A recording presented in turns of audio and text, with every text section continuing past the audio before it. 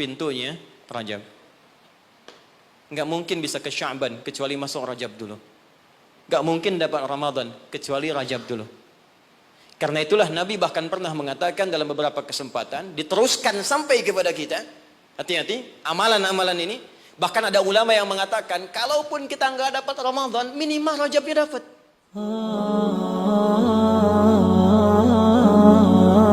Assalamualaikum warahmatullahi wabarakatuh. Alhamdulillahilladzi ja'alana muslimin وغرس في قلوبنا الإيمان فأصبحنا مؤمنين وأمرنا بالعبادات لنكون من المتقين فسبحان الذي خلقنا أحسن التقويم نحمده حمدا شاكرين حمدا ناعمين كما علمنا أن نحمده نصلي ونسلم على أفضل الأنبياء والمرسلين نبينا محمد وعلى آله وصحبه وأمته إلى يوم الدين أما بعد فيا عباد الله أوصي نفسي وإياكم بتقوى الله فقد فاز المتقون فلا تموتن إلا وأنتم مسلمون. Hadirin sekalian, saudara-saudariku, kita awali dengan bersyukur pada Allah Subhanahu wa taala di antara sekian hamba Allah yang masih hidup di muka bumi sampai saat ini. Kita yang masih diperkenankan beriman kepada Allah Subhanahu wa taala dan bersyukur di antara sekian hamba yang masih beriman, kita yang masih mendapat kesempatan untuk beribadah, menunaikan salat zuhur berjamaah di ruangan yang insyaallah baik ini. Kita bermohon pada Allah semoga salat kita diterima oleh Allah Subhanahu wa taala. Kita tidak tahu di antara sekian salat yang telah kita tunaikan, salat mana yang bernilai di sisi Allah Subhanahu wa taala. Sampai Nabi pun pernah mengajarkan satu doa yang singkat tapi begitu padat, tersebut dalam hadis riwayat Ibnu Majah nomor hadis 925. Setiap selesai salat Nabi berdoa dan mengatakan, Allahumma inni as'aluka ilman nafi'a wa rizqan tayyiba wa amalan mutaqabbala. Ya Allah, hamba mohon, kata Nabi, anugerahkan pada hamba ilmu yang bermanfaat, rizki yang baik, dan penerimaan dalam setiap amalan hamba. Mohon terima solat hamba. Ternyata doa minta diterima amal ini itu sunnah setiap Nabi. Bahkan Nabi Ibrahim dan Nabi Ismail alaihim assalam ketika selesai meninggikan pondasi Ka'bah sehingga menjadi bangunan utuh kembali. Pernah terangkan juga di sini, masih ingat bahwa Ka'bah itu redaksi Al-Qur'annya bukan manusia yang bangun, tapi dibangunkan untuk manusia. Jadi ketika Nabi Adam alaihissalam turun ke bumi, ya Al-Baqarah ayat 38, qulna ihbitu minha jami'a. Ya, sekarang Adam, Hawa dimulai tugasmu untuk dinas di bumi. Turun. Jadi Nabi Adam tugasnya bukan di langit, di bumi. Karena itu saat mula diciptakan sudah diinfokan nanti tugasnya di bumi. Ya, Al-Baqarah ayat 30. Wa idz qala rabbuka lil malaikati inni ja'ilun fil ardi khalifah. Ya, ketika Rabbu Muhammad sallallahu alaihi wasallam berfirman menginfokan pada seluruh malaikat dan sebagian jin yang ada pada saat itu bahwa aku akan menugaskan makhluk bukan malaikat, ya, bukan malaikat, bukan pula jin untuk menjadi pemakmur bumi yang menghidupkan suasana kehidupan di bumi. Maka diciptakanlah Adam alaihissalam, Quran surah 15 ayat ke-28 dengan redaksi yang sama di awalnya. Wa idz qala rabbuka lil malaikati inni khaliqum basyara. Ketika Rabb berfirman pada malaikat, pemakmur bumi ini, yaitu bukan malaikat, bukan pula jin, tapi basyar. Disebutkan 35 kali dalam Al-Quran. Diberi nama dengan Adam. Al-Baqarah 31. Wa 'allama Adam al-asma'a kullaha. Maka selesai kemudian diciptakan, diberi nama Adam, diberikan pelatihan. Di tempat sementara diberi nama dengan Jannah. Ya, surga khusus, ya, bukan yang kita tempati nanti. Tapi ini training sementara di situ. Jadi diberikan pelatihan oleh Allah. Jadi ini hikmah, Pak. Kalau ingin tugas ditempatkan di tempat tertentu, Pertamina ingin mengutus stafnya, misalnya di tempat tertentu. Ya, tadi Wikipedia kurang sedikit itu. Yang tadi itu ya yang kecil. Yang paling besar sebetulnya, yang belum disebutkan Wikipedia, saya termasuk keluarga Pertamina.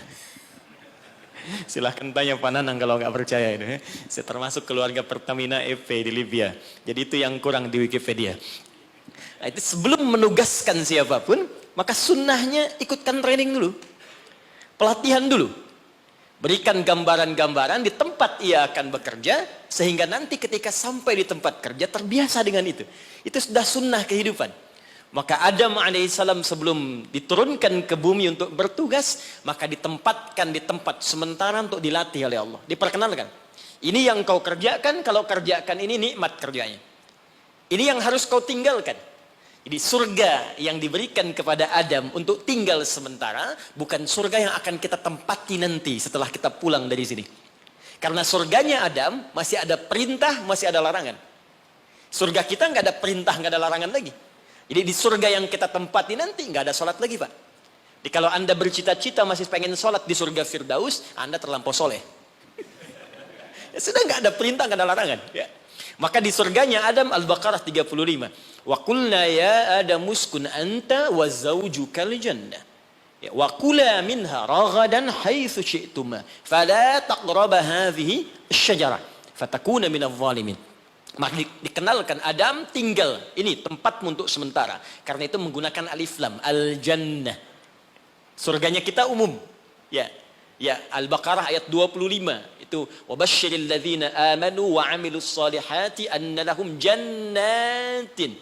Ya, tidak menggunakan alif lam dan ujungnya dijamakkan bentuknya untuk menunjukkan surga kita bukan yang pernah ditempati Adam sebelumnya. Secara singkat diturunkan ke bumi untuk beraktivitas. Saat turun ke bumi inilah dijelaskan oleh Allah Subhanahu wa taala beragam aktivitas yang mesti dikerjakan. Tapi yang paling menarik dipesankan oleh Allah, sepanjang beraktivitas di bumi, perbanyak perbuatan baik sebagai bekal untuk pulang kembali menuju surga yang telah Allah siapkan berikutnya. Semua perbuatan baik ini oleh Al-Quran disebut dengan amal saleh namanya. Jadi kalau saya runtutkan, misi dimulai diturunkan ke bumi, tugasnya untuk mengumpulkan amal saleh. Diberikan batas waktu, diberi nama dengan ajal namanya. Saya runtutkan sedikit supaya nanti kita mengerti tersambung dengan keutamaan bulan Rajab. Kalau saya turunkan gini, Pak. Ini tentang hidup kita. Jangan-jangan sudah puluhan tahun hidup, tapi kita belum tahu apa yang kita kerjakan dalam hidup ini. Saya khawatir, jangan-jangan kita sibuk, pada akhirnya kita pulang. Gak ada yang gak pulang, Pak. Penyebab kita kembali itu bukan COVID-19 yang sekarang marak. Bukan persoalan sakit. Karena yang sehat pun kalau sudah waktunya tiba pulang, dia pulang. Syarat meninggal itu bukan sakit. Syarat meninggal itu bukan tua. Karena yang muda bahkan belum lahir pun itu bisa wafat. Ada orang berkata dia sudah bau tanah katanya. Dia nggak sadar kalau dia pun bau kuburan. Itu yang beberapa bagian mesti kita luruskan kembali. Jadi tugas kita, Ibu ini kelihatan Bu? Belum saya tulis ya. Ya pasti. Oke. Tugas kita ada di bumi. Ini tuliskan. Kemudian di bumi kita diperintahkan mengumpulkan perbuatan baik, disebut dengan amal saleh. Di poinnya. Amal saleh ini dibagi pada dua bagian. Ada yang sifatnya ritual untuk menunjuk hubungan kita dengan pencipta Allah Subhanahu wa taala. Disebut oleh para ulama untuk memudahkan dengan hablum minallah. Hablum itu garis tali.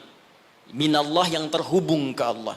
Ada amal soleh kita yang terhubung garisnya kepada Allah Subhanahu wa taala.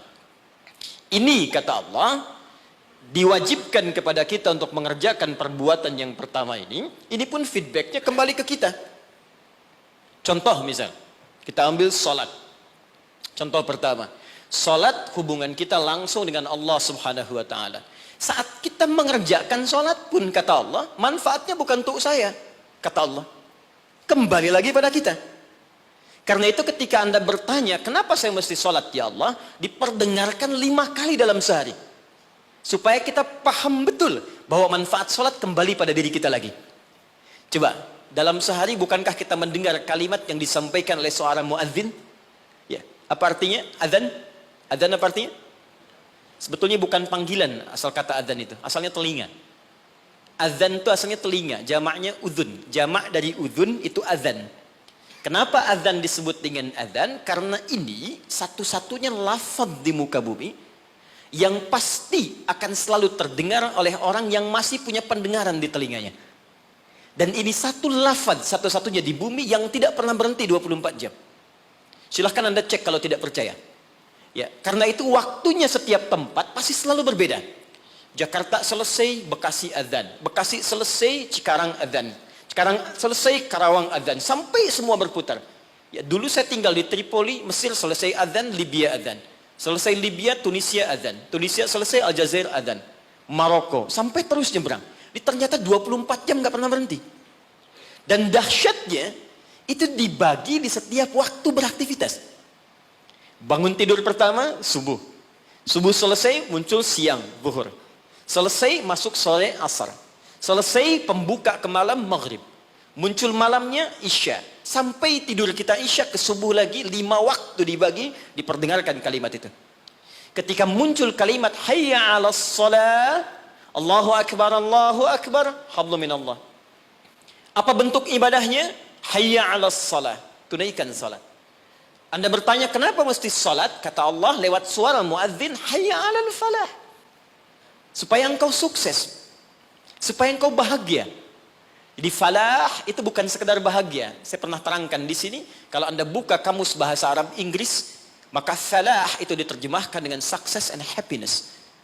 Jadi di sholat itu Pak, Bu, saya tekankan setiap saya kesini, saya selalu ulang-ulang kalimat ini. Di dalam sholat itu, baik gerakannya, juga bacaannya, itu terkandung ajaran-ajaran, hikmah-hikmah, dan rahasia-rahasia bimbingan menuju kesuksesan dan kebahagiaan dalam hidup. Di gerakannya bukan gerakan asal-asalan. Makanya Nabi ketat mengatakan, kata Nabi, "Shallu kama ra'aitumuni usalli." Salatlah kalian persis seperti melihat saya salat. Ada seorang bernama Khalid bin Rafi Az-Zuraiqi. Kisah ini ada di hadis Muslim, nomor hadis 319. Ya, riwayat sahabat Abu Hurairah radhiyallahu taala anhu. Ini ada seorang bernama Khalid bin Rafi Az-Zuraiqi di zaman Nabi. Datang ke masjid, salat di samping Nabi.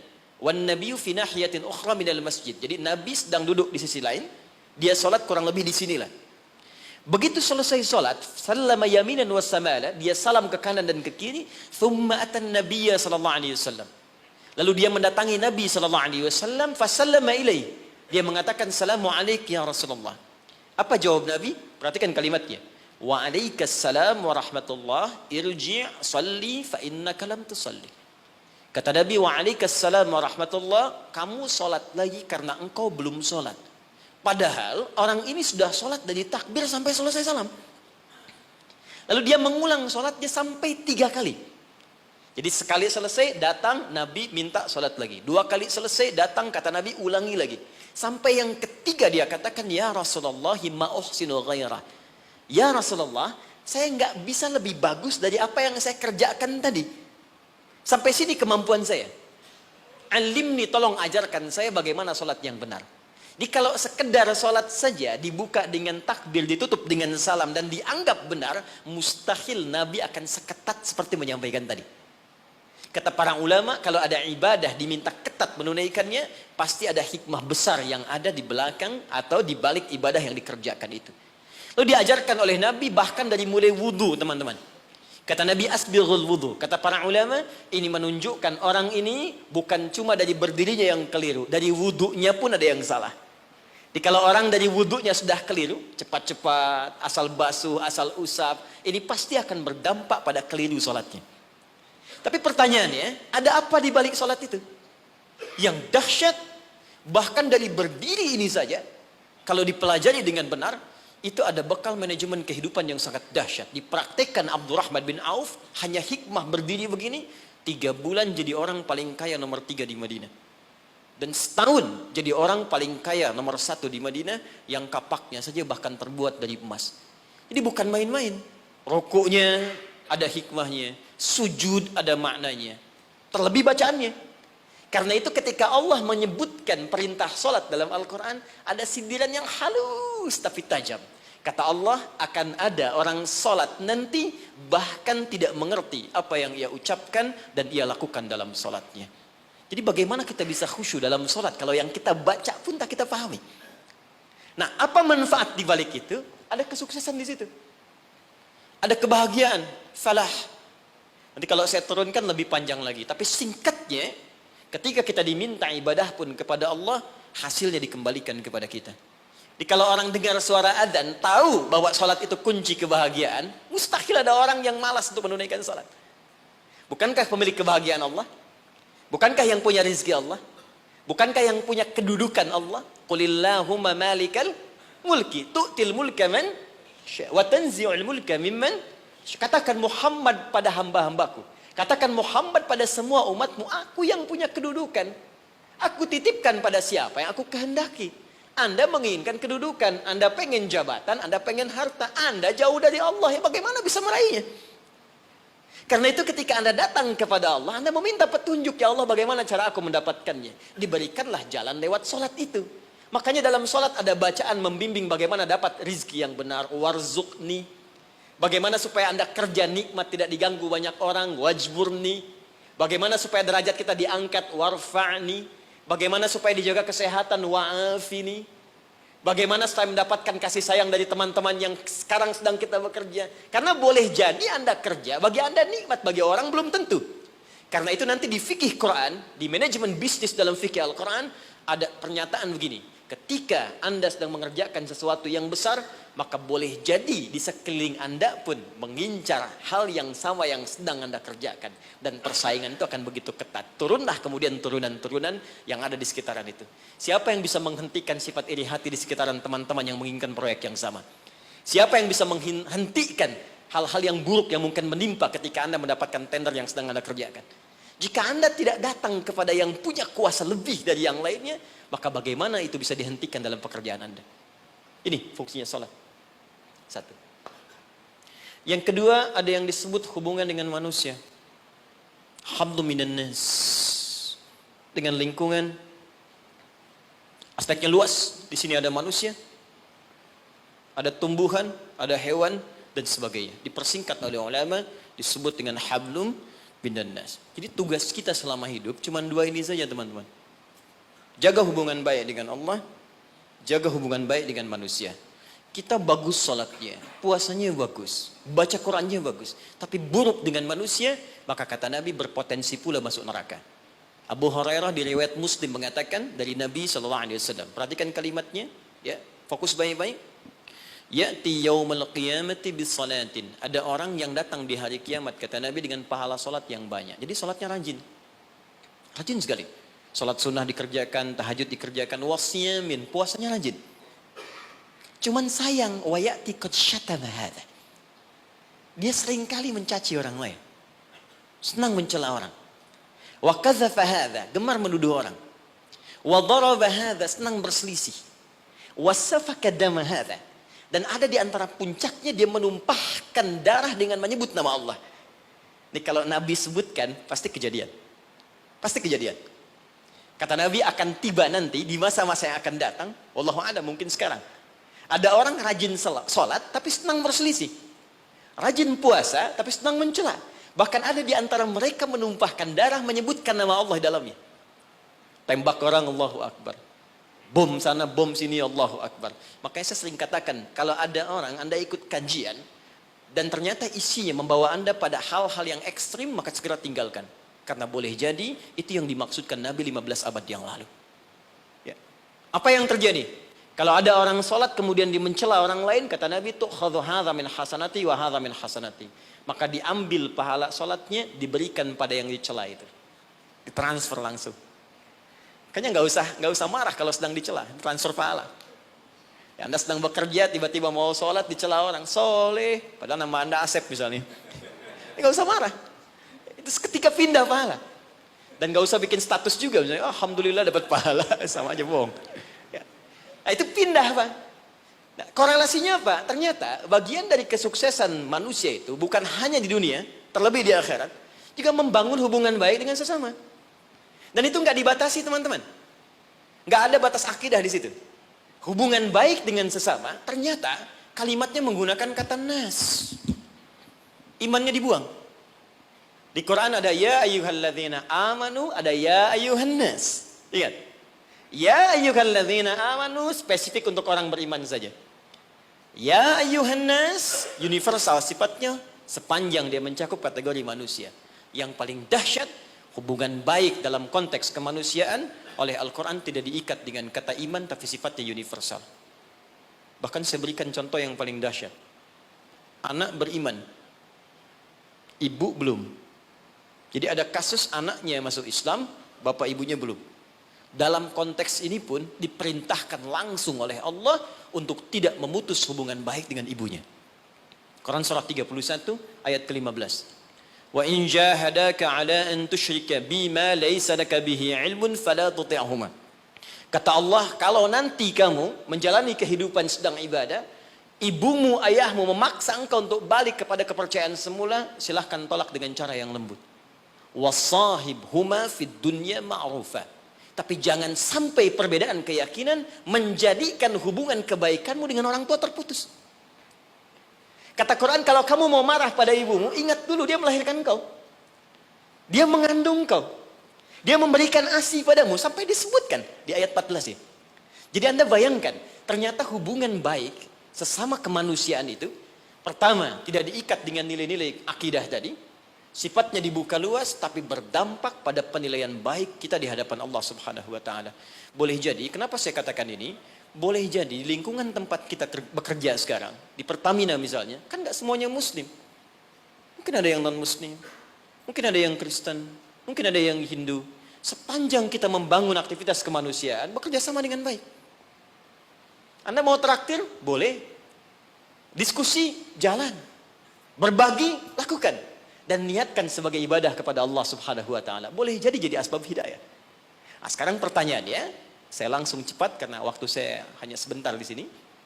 Dari sekian yang kita kerjakan dalam kehidupan sampai usia sekarang ada yang 40 tahun, 50 tahun, lebih daripada itu. Pertanyaan saya, berapa amal soleh yang kita kumpulkan dari dua tugas yang Allah berikan pada kita sampai dengan saat ini? Jangan-jangan Anda sholatnya bagus sekarang tapi dengan istri masih punya masalah di rumah. Ibu dengan orang tua masih punya masalah. Dengan tetangga ada yang belum baik. Ada kata-kata keburukan yang belum diedit. Ada kalimat-kalimat kotor yang belum ditarik kembali. Dan Anda yakin Anda akan wafat. Dan kita berlomba dengan batas waktu yang disebut dengan ajal namanya. Quran surah 7 ayat 31. Walikulli ummatin ajal. Setiap umat yang pernah tinggal di bumi diberikan batas waktu sampai dia kembali kepada Allah, disebut dengan ajal. Bukan maut, tapi ajal. Ajal, ingat, batas usia kita disebut dengan ajal. Fa idza jaa ajaluhum, kalau tiba ajalnya, la yastakhiruna sa'ata wa la yastaqdimun. Tidak akan bisa dimajukan, tak pula bisa dimundurkan. Jadi enggak usah tergerak untuk bunuh diri, kurang kerjaan. Kalau sudah tiba waktunya ya pulang juga. Ada orang minum baygon misalnya 3 baskom, kalau belum tiba ajal enggak akan meninggal. Ya, jadi pun enggak usah khawatir, kita saling mendoakan yang sedang sekarang diuji dengan COVID-19, kena corona, kita doakan. Tapi pun yang kena kita semangati, jangan putus asa. Bertahan, imunnya kuatkan, rohiyahnya, tarbiyahnya kuatkan. Karena penyebab kematian itu bukan corona. Penyebab kematian itu bukan TBC. Penyebab kematian bukan DBD.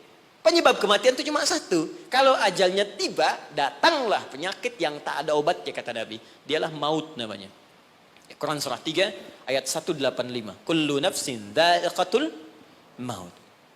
Yang bawa maut namanya malakul maut. Quran surah ke-32 ayat 11. Qul yatawaffakum malakul maut alladhi wukkila bikum. Nah, sekarang kita masuk pada inti bahasannya. Ini baru mukaddimah ya, maaf. Ini baru pengantar. Ya, salah moderator dikasih cuma 1.15. Kita lihat sekarang. Fokus ini. Sekarang sampai dengan detik ini, berapa amal soleh yang telah kita kumpulkan? Kalau ini kita akan tinggalkan Pak, semua. Yang kita bawa cuma ini. Antum sekarang tinggal, bekerja di gedung yang bagus, rumahnya mewah, kendaraan juga cukup baik. Semua itu akan kita tinggalkan. Yang kita bawa hanya ini. Makanya kalau orientasi hidup Anda hanya mengejar prestise dunia saja, gaya yang dikejar, maka repotnya dua. Yang pertama di hukum Pascal, di fisika mengatakan orang yang cenderung hidupnya orientasi kepada gaya, maka tekanannya tinggi.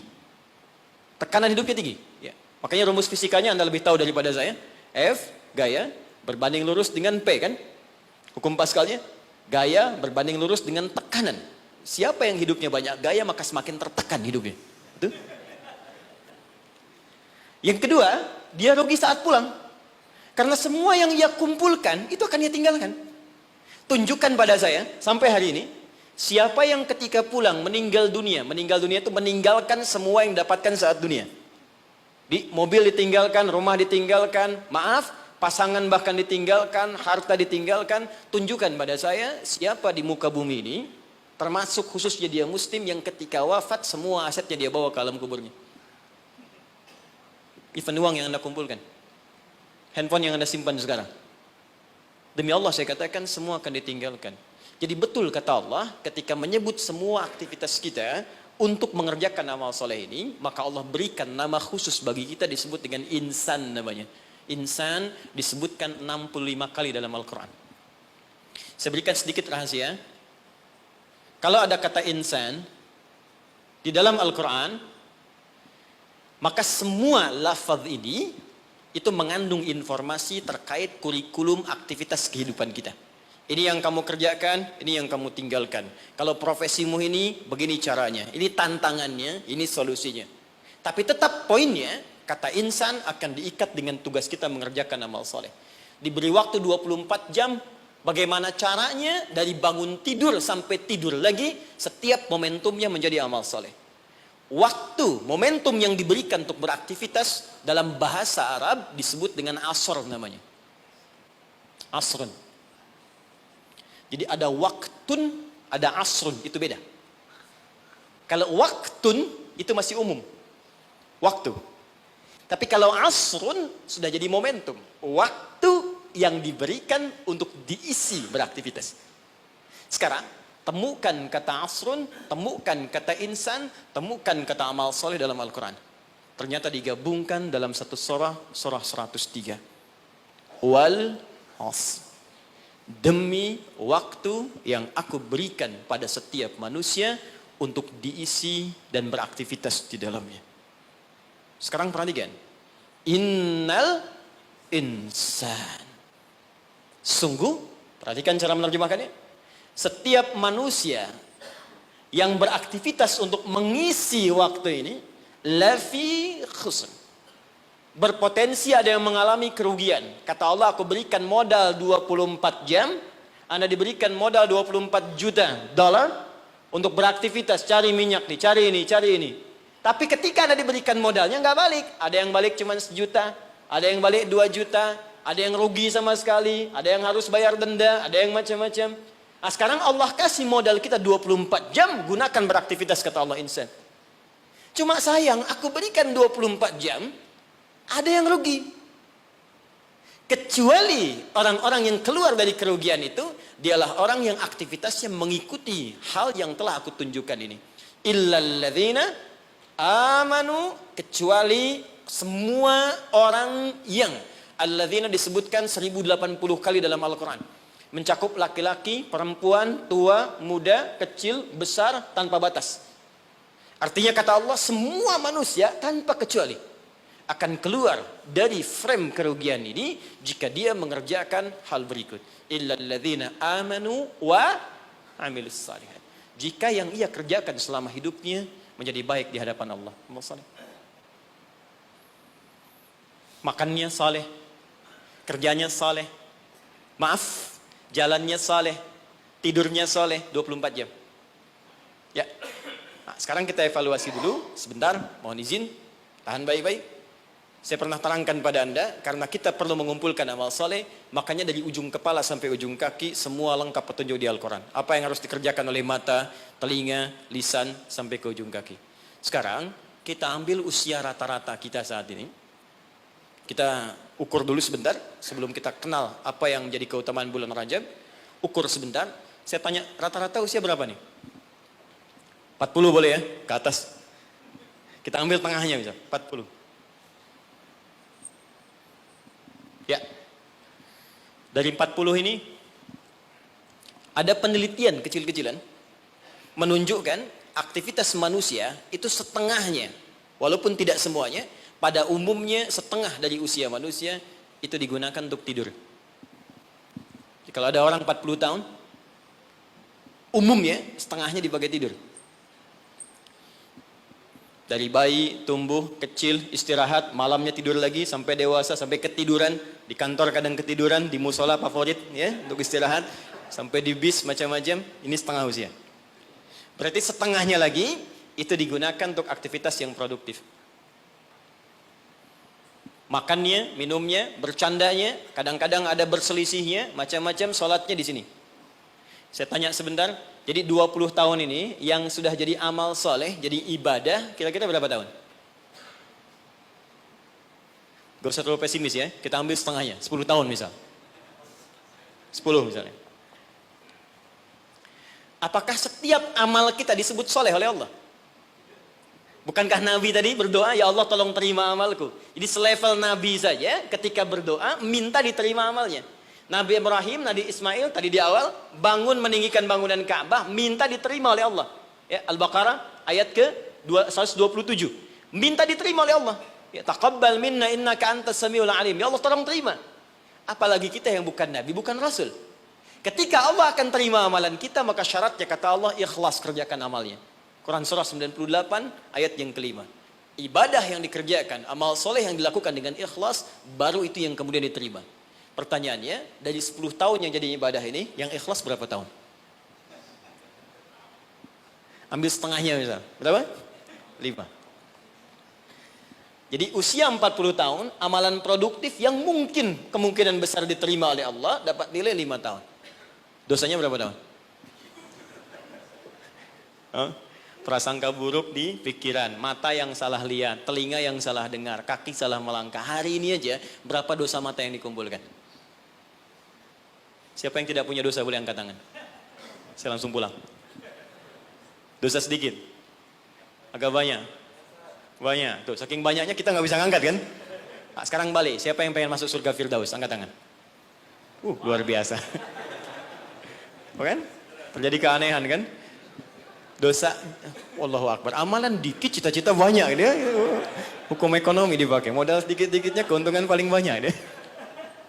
Nah, sekarang kita inginkan tingkat surga yang paling tinggi, surga Firdaus bersama Rasulullah. Tapi tahu kemampuannya cuma sedikit. Betul, ini lebih daripada Arab di zaman Nabi. Ada orang Arab di hadis Muslim, nomor hadis yang ke-14, jilid yang pertama. Jadi ada orang Arab Badu datang pada Nabi begini. Dia ngerti tentang keadaan dirinya. Ya Rasulullah, alimni amalan basitan yudkhilul jannah. Ya Rasulullah, ajarkan padaku amalan ringan-ringan aja. Yang penting bisa masuk surga. Yang penting ke surga katanya. Ya, ini cerdas nih ya. Modal dikit, keuntungan pengen banyak kan. Dia pokoknya surga aja. Dia tahu surga yang kelas biasa pun pasti luar biasa. Ya, nggak apa-apa nggak masuk Firdaus. Surga Aden nggak apa-apa. Yang penting masuk surga. Ajarkan padaku dikit-dikit aja. Maka apa kata Nabi? Cukupkan kerjakan yang wajib saja. Iktafi bil faraid. Jadi fardu aja, nggak perlu sholat sunnah. Ramadan, tunggu puasa Ramadan aja, nggak perlu puasa sunnah. Tapi kamu jangan maksiat. Kalau pengen nambah, kerjakan kata Nabi, anta tawwa, kecuali yang sunnah kamu pengen tambah. Kerjakan yang fardu, jangan maksiat, boleh nggak kerjakan sunnah pun masuk surga kamu. Fantalaqa, pergi orang itu lantas mengatakan pada Nabi, ya Rasulullah, aku komitmen kerjakan yang wajib, aku nggak akan kerjakan yang sunnah, dan aku jaga diri untuk tidak berbuat maksiat. Pergi orang itu, fantalaqa, hadis sahih. Ketika dia pergi, komentar Nabi, aflaha in sadaqa au dakhalal jannah. Kalau benar dengan komitmennya, masuk surga dia. Cuman yang perlu kita catat, dia tinggalnya di padang pasir. Di padang pasir mau maksiat apa? Kelihatan unta, itu pun jarang-jarang. Kadal gurun, yang dilihat cuma pasir. Unta nggak pakai baju ya memang begitu. Ya, kadal seksi ya memang nggak pakai pakaian. Dan nggak dosa. Sekarang kita tinggal di kota, tinggal di Jakarta, videoton kelihatan tiap hari. Maksiat nampak depan mata, kedengaran di telinga, langkah pun kita nggak teratur. Terus pengen berlaku hal yang sama. Terus kita bandingkan lagi, dia mengukur diri, keadaan saya begini, yang penting dapat surga. Anda tahu dosa banyak, pengennya Firdaus. Lantas bagaimana kita meraihnya? Tapi rahmat Allah mengalahkan kadar logika manusia. Yang kadang-kadang ingin semua dijangkau rasional dalam hidupnya. Perhatikan rahmat Allah diturunkan. Diturunkanlah waktu-waktu yang istimewa, tempat-tempat yang istimewa, ada waktu, ada tempat, ada momentum yang istimewa yang diturunkan oleh Allah untuk mewujudkan harapan yang kita inginkan itu. Dengan turunnya waktu itu bisa menutup di antara keutamaannya dosa-dosa yang pernah dikumpulkan dalam masa kita hidup sampai di momentum yang kita rasakan. Jadi kalau kita kumpulkan dosanya cukup banyak, kita kerjakan amalan di waktu yang spesial itu, maka seketika dosa bisa digugurkan oleh Allah Subhanahu wa taala. Ada sifatnya waktu, ada tempat, ada peristiwa atau momentum. Di antara waktu yang mulia itu, yang saat Anda kerjakan amalannya bisa menggugurkan dosa, bahkan bisa merubah perilaku kita jadi lebih baik, adalah bulan Rajab. Saya ulangi, adalah bulan Rajab. Saking pentingnya bulan Rajab ini, Allah sampai menurunkan satu ayat untuk menyandingkan keutamaannya dengan bulan-bulan haram yang lain, serta Nabi sampai meminta kita untuk meningkatkan ibadah, dan bukan sekedar meminta, tapi Nabi sendiri meningkatkan ibadah di bulan ini sebagai pembuka kebaikan di bulan-bulan yang lainnya. Apa di antara keutamaannya? Ini yang coba saya urutkan dalam sisa waktu 10 menit ke depan. Dan apa yang bisa kita raih ketika kita mengerjakan itu. Oke. 1. Rajab adalah pembuka semua bulan kebaikan. Saya tanya sebentar. Di antara sekian bulan, 1 tahun 12 bulan itu, ada bulan yang paling baik, namanya bulan apa? Ramadan. Di situ ada puasa. Setelah itu ada apa? Yang kita dapat Idul Fitri di situ? Syawal, bahkan ada puasa. Apa lagi? Dzulhijjah, ya, ada Idul Adha di situ, Dzulhijjah. Kalau kita lihat hadisnya, bulan ke-11 pun Dzulqa'dah, bulan bagus, disebut bulan haram, Dzulqa'dah. Sebelum Ramadan, itu bulan yang sangat digemari oleh Nabi, sampai Nabi banyak puasa di bulan itu, yaitu Sya'ban. 1, 2, 3, 4, 5. Ada dari 12 bulan, ada 5 bulan yang sangat istimewa, sifatnya berurutan. Sya'ban 8, 9 Ramadan, 10 Syawal, Dzulqa'dah yang ke-11, Dzulhijjah yang ke-12.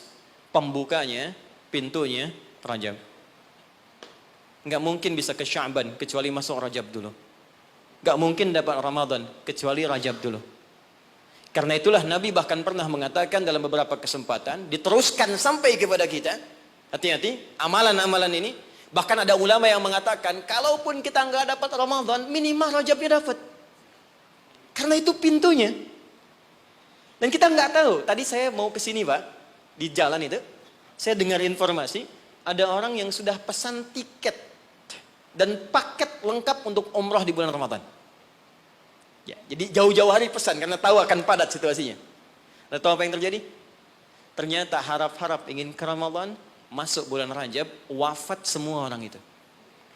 Semuanya. Ini sangat menarik ini. Baru tadi saya di jalan, ya dapat informasi, ada seorang syekh dari Timur Tengah, dia ceramah, ada sekelompok orang berharap-harap dapat kemudian berangkat di Ramadan, tiba-tiba wafat dia di bulan Rajab.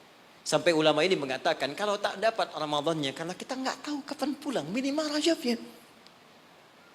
Maka apa yang kita lakukan di bulan Rajab ini, seperti Nabi pernah contohkan kepada kita. Maka mulai dengan kalimat yang pertama, turun Quran surah 9 ayat ke-36. Saking pentingnya bulan ini, ada ulama mengatakan, karena bulannya penting dan istimewa, maka setiap muslim mesti mengetahui keistimewaannya. Saya khawatir begitu bulan ini berhenti, kita kehilangan keistimewaannya. Maka keutamaan yang pertama ada di Quran surah ke-9 ayat ke-36. Saya agak cepat. Inna iddatash syuhuri 'indallahi 12 syahran fi kitabillah. Kata Allah, jumlah bilangan bulan setahun ada 12. Yauma khalaqas samawati wal ard. Sejak diciptakan langit dan bumi aku telah tetapkan setahun 12 bulan. Minha arba'atun hurum. Dari 12 itu ada 4 yang spesial. Disebut bulan hurum. Ingat teman-teman, ada haram, ada muharram, ada al-muharram, ada muhrim, ada mahram, ada hurum. Itu beda. Haram, hukum. Larangan mengerjakan sesuatu. Apa hukumnya mabuk? Haram. Ingat, apa hukumnya mencuri? Haram. Hukumnya korupsi? Haram. Karena itu orang beriman gak mungkin korupsi. Awas, hati-hati. Awas, pegawai Pertamina yang beriman gak mungkin mencuri. Gak mungkin nyogok. Gak mungkin korupsi. Hati-hati, haram. Perbuatannya disebut muharram. Mabuk itu muharram, hukumnya haram. Jelas?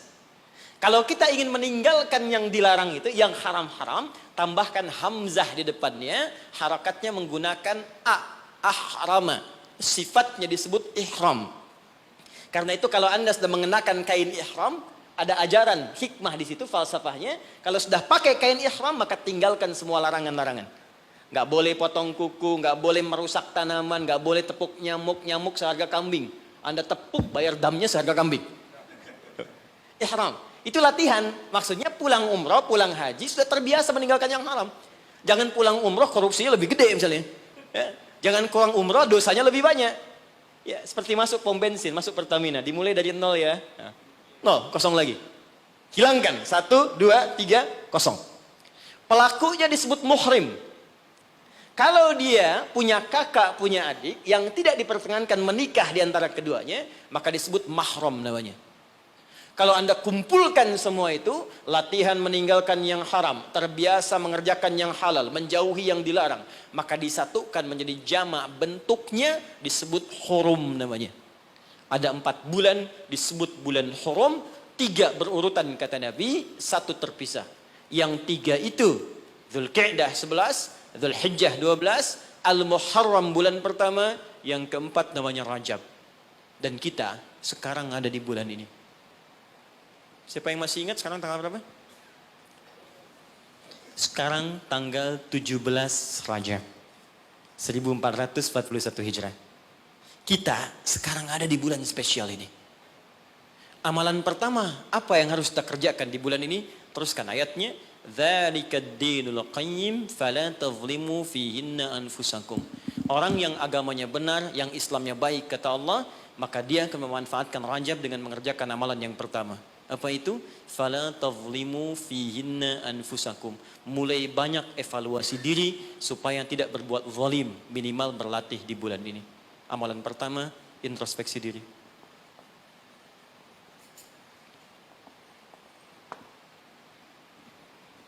Maaf Pak Ibu, saya tidak bermaksud mengajari, hanya menerangkan apa yang dimaksud oleh Al-Quran.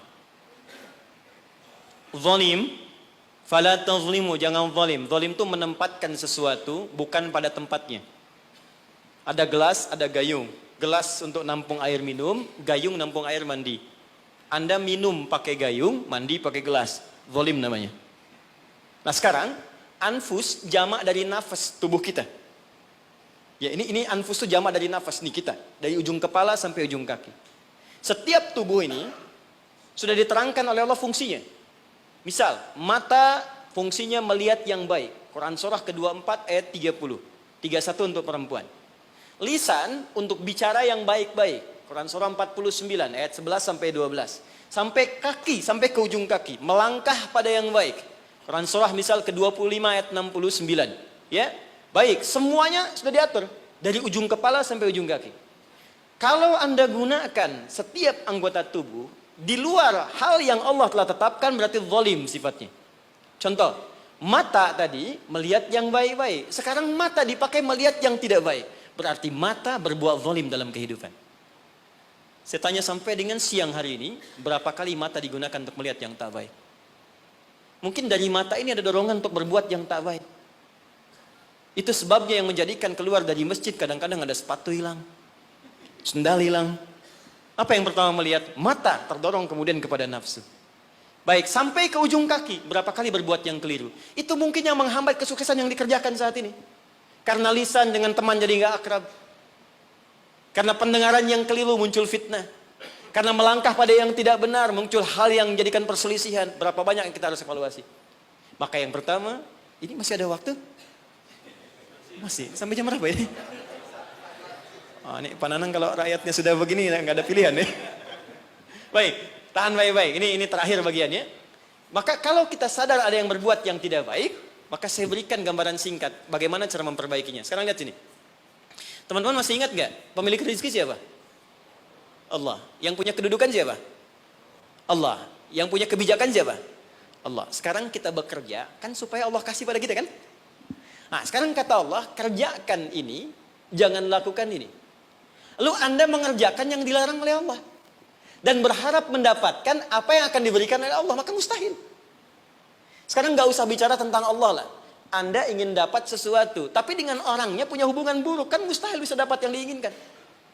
Anda mau datang ke si B, tapi Anda tidak punya hubungan baik dengan si B.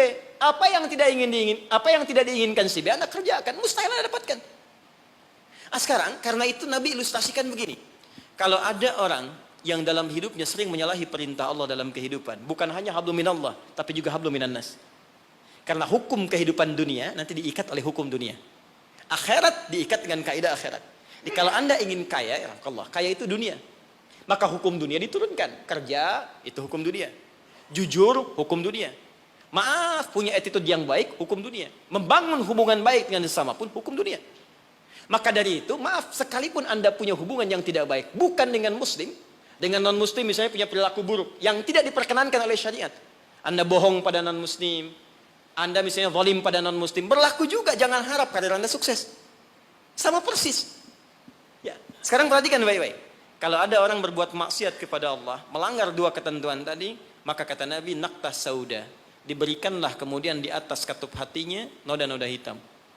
Semakin banyak dikumpulkan, semakin menutup seperti ini.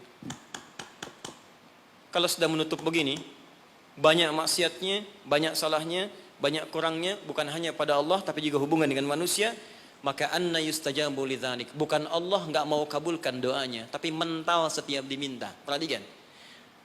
Masuk minta, diturunkan, balik. Diturunkan, balik. Diturunkan, balik. Setiap dimintakan. Nabi pernah mengisahkan seorang, thumma dzakara rajula yutilus safara ash'atha aghbara. Ada orang datang berkelana, pengen berdoa kepada Allah menempuh perjalanan panjang. Doa yang dikerjakan saat perjalanan panjang cepat dikabulkan 2 kali lipat dari yang biasa. Kemudian menyebut nama Allah, Al-Asmaul Husna. Doa yang dibuka dengan Al-Asmaul Husna cepat dikabulkan. Yang ketiga dia mengangkat tangan. Doa yang dilakukan dengan mengangkat tangan cepat dikabulkan dibandingkan dengan yang diam. 3 amalan dia kerjakan 6 kali seharusnya lebih cepat dikabulkan. Tapi apa komentar Nabi pada saat itu? Anna yustajabu lidzalik. Bagaimana doanya bisa dikabulkan? Jadi begitu dia minta dengan keadaan itu, mental lagi. Apa penyebabnya? Maaf. Mat'amu haram. Karena dia cari kerja dengan cara yang haram. Mashrabu haram, minumannya haram. Malbasu haram, pakaiannya haram. Wa ghudhiya biharamin, dan perilakunya haram. Ya, tidak cukup kita bisa mendapatkan kelancaran dalam usaha dengan sekedar sholat. Sholat memberikan keberkahan, kemudahan, kelancaran. Kalau hubungan dengan manusianya buruk, juga sama akan menghambat. Dengan ibu Anda kurang baik, dengan ayah Anda kurang baik, dengan istri, dengan suami kurang baik, itu mungkin bisa menghambat kepada karir pekerjaan Anda. Apalagi kalaupun ini baik, dengan suami baik, istri baik, tetangga baik, tapi kalau dengan Allah tidak baik, maka ada sesuatu yang tidak mudah kita dapatkan dalam kehidupan. Terakhir, bagaimana cara berintrospeksi di bulan ini? Maka diturunkanlah oleh Nabi cara-cara berintrospeksi dengan 3 pendekatan utama. Ada 3 lafadznya, ini saya ajarkan yang paling ringan saja. Kalau terkait dengan dosa-dosa keseharian, maka lakukan zikir Nabi Adam. Quran surah ke-7 ayat 23. Saya yakin kita hafal. Rabbana zalamna anfusana wa illam taghfir lana wa tarhamna lanakunanna minal khasirin. Bacakan itu minimal setelah selesai kita salat. Astaghfirullah, astaghfirullah, astaghfirullah. Allahumma antas salam, minkas salam, tabarakta ya dzal jalali wal ikram.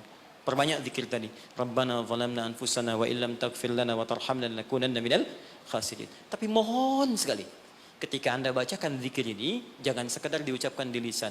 Bayangkan Anda punya persoalan apa dalam kehidupan. Jadi ketika Anda bacakan, mata Anda zalim, rasakan kezaliman itu.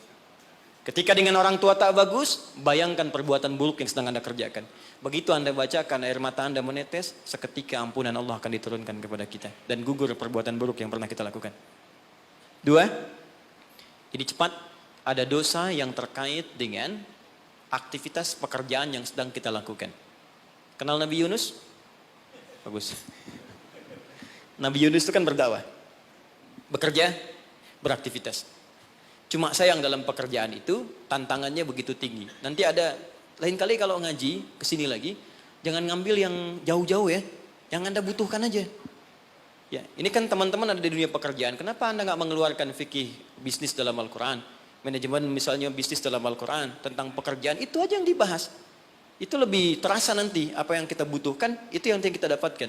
Ada di Quran cara misalnya memudahkan kita mendapatkan kemudahan dalam pekerjaan, tantangannya apa saja, ini yang terjadi kalau Anda bisnis begini, ini yang mungkin terjadi pada orang, penyakit ini yang muncul dari ria untuk diri yang meraih kesuksesan, dari yang iri hati, yang dengki, mengobatinya bagaimana, ada semua. Nah, Nabi Yunus salah satu tipikal yang dicontohkan oleh Allah, sedang beraktivitas, bekerja, dapat tantangan tidak biasa. Ingat ini ya, kalau tantangannya begitu tinggi, maka lawannya sepadan. Di balik itu Allah ingin menganugerahkan anugerah yang tidak biasa. Karena ujian berat tidak akan diberikan pada orang kecil.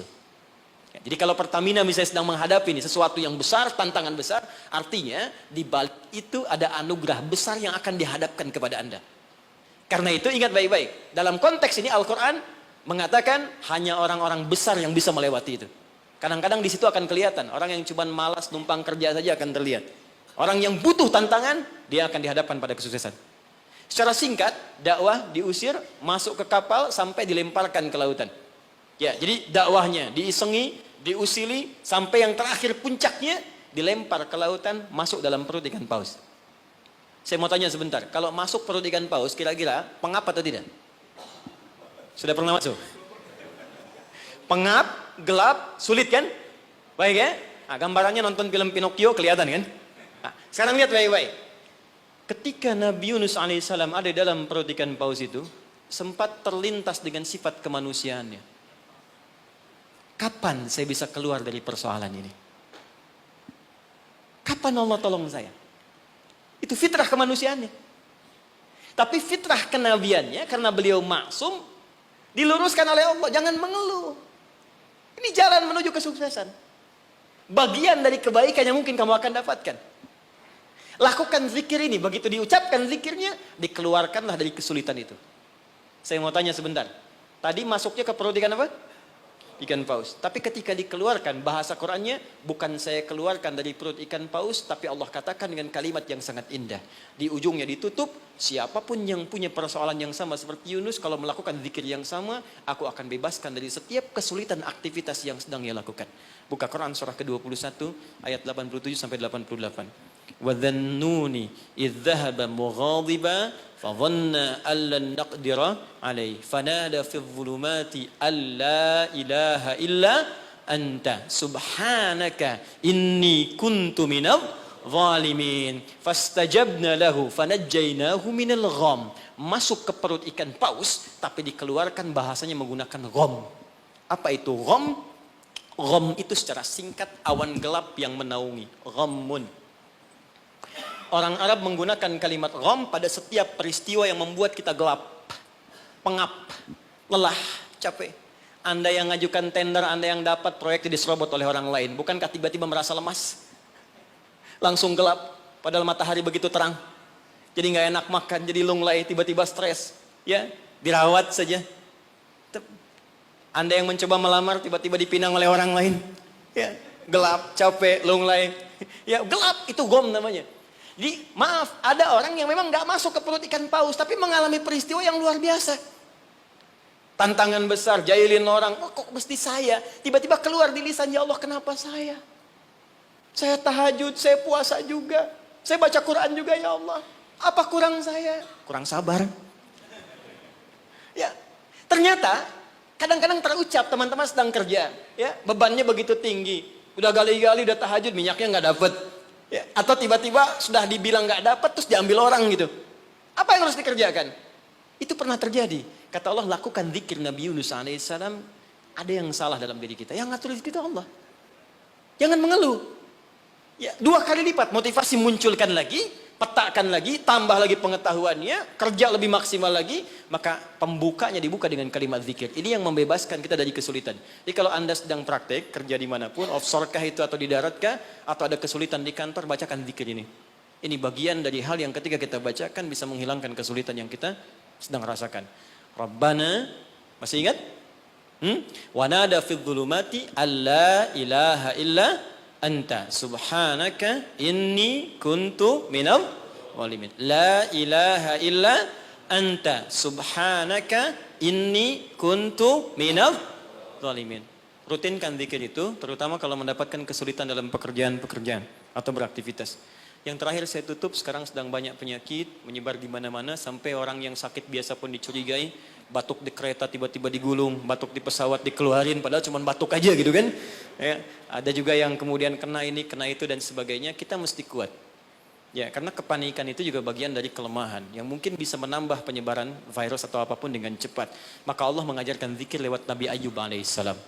Kalau kita bisa kerjakan ini, maka Allah akan berikan kekuatan lebih dibanding yang lain-lainnya. Zikirnya ditemukan di Quran surah ke-21 ayat 83 sampai dengan 84. Wa ayyuba idznada rabbahu anni massaniyadurru wa anta arhamur rahimin. Saya ajarkan zikir ini tidak main-main. Kalau ada yang divonis penyakit, entah Anda, kerabat Anda, keluarga Anda, sepupu dan sebagainya, dan dokter mengatakan mustahil sembuh, maka bacakan zikir ini. Allah sudah berjanji di ayat 84-nya, siapa yang mengamalkan zikir ini, saya akan sembuhkan penyakitnya, walaupun ia menderita penyakit seperti Ayyub alaihissalam yang tidak pernah dialami orang sebelumnya atau dirasakan orang setelahnya. Karena kadang-kadang ada keluhan ketika sakit. Ya Allah, kenapa saya begini? Ya Allah, kapan sembuhnya? Bacakan zikirnya, anni massaniyadurru wa anta arhamur rahimin. Saya tutup. Rajab, keutamaan yang pertama akan mempercepat anugerah Allah untuk mengampuni dosa-dosa yang pernah berjalan selama hidup kita. Maka isi bulan ini dengan istighfar. Istighfar yang baik, koreksi diri kita. Sehingga saat masuk bulan Ramadan, kita sudah dalam keadaan yang optimal untuk bisa mendapatkan semua kenikmatannya. Maka mohon izin, maaf, pulang dari sini, coba cek dulu Pak ya. Ibu di rumah dengan anak-anak mungkin ada masalah, selesaikan. Dengan pasangan hidup, di kantor. Jangan sampai itu yang memberatkan Anda ketika pulang kepada Allah Subhanahu wa taala. Ini bagian pesan yang pertama. Yang kedua, tingkatkan amal saleh. Ya, Ibnu Abbas mengatakan, orang yang sengaja maksiat di bulan Rajab, karena tadi ada ayatnya, maka dosanya 2 kali lipat di hari biasa. 2 kali lipat. Di orang yang bikin hoax sekarang ini, jadi buzzer, jadi macam-macam, itu 2 kali lipat dosa hari biasa. Bahkan zaman jahiliyah pun kalau muncul Rajab, itu puasa maksiat Pak. Bisa puasa maksiat. Di orang jahiliyah, Abu Jahal dan kawan-kawan, itu kalau dicela di bulan Rajab, balasnya bulan depan. Ya libur dulu gitu. Nah, sekarang orang jahiliyah aja takut bermaksiat di bulan Rajab. Maka bagaimana dengan kita yang masuk dalam nilai-nilai kebaikan? Ya, 2 itu. Sama persis dengan orang yang berbuat baik, pahalanya 2 kali lipat di hari biasa. Itu nasnya ada tersambung pada Ibnu Abbas radhiyallahu taala anhuma. Dari sini Nabi menganjurkan kita kemudian mengistimewakan bulan ini dengan meningkatkan amal soleh. Saya tutup, ada satu amalan yang kalau Anda kerjakan bisa menggabungkan keseluruhan yang tadi. Amal itu disebut dengan puasa namanya. Saya ulang, amal itu disebut dengan puasa. Sebab orang puasa akan otomatis meningkatkan amal soleh yang lain. Orang puasa, sholat sunnah dikejar. Jangankan yang fardu. Anda nggak puasa, belum tentu sholat sunnah. Tapi kalau sedang puasa, jangankan fardu. Ketinggalan sunnah Anda bisa gelisah. Lihat Ramadan. Ibu-ibu berani naruh sajadah, bertarung saat maghrib. Bukan untuk isya, untuk tarawih. Nyimpan sajadah saf paling depan. Ya, padahal tarawih hukumnya sunnah kan? Nah, jadi sunnah itu dikejar. Nggak ada yang minta, dicari-cari. Anda Ramadan cari yatim. Yatim, fakir, macam. Kenapa? Sedang puasa. Yang kedua, puasa bisa menghambat maksiat. Gak ada orang demi Allah saya katakan, koruptor kalau puasa, gak korupsi dulu. Ya, pencuri gak nyuri dulu. Puasa. Karena psikologi orang puasa gak mau berbuat maksiat, takut batal puasanya. Orang pemarah pun semarah-marahnya sedang puasa bisa berhenti marah. Buka jam 6 kurang 5 diprovokasi. Dia diam aja. Istrinya nanya, "Papa gak marah?" Ntar habis buka.